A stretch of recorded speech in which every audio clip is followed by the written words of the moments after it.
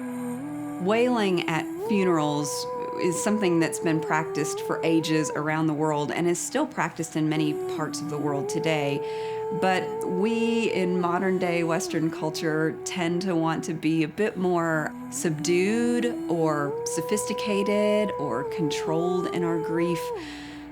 But in Ireland, up until the mid 20th century, wailing at wakes was very common, and they called it keening. And essentially, what would happen is these women in the community who served as lead keeners, they called them the Ban Quinta in that culture, they would come to the home of the person who had died, and the whole community would gather together.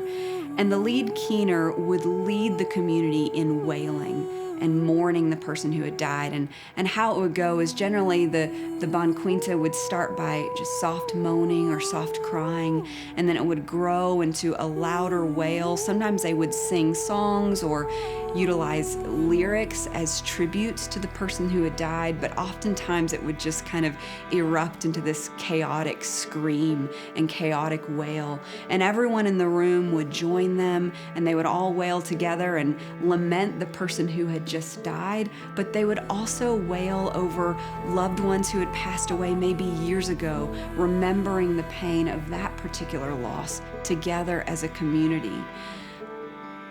You know, these lead keeners would often serve as midwives in the community as well. And so they were women who knew well that thin space between life and death, that liminal space between existence and non-existence. You know, we all need permission in our grief to fall apart sometimes.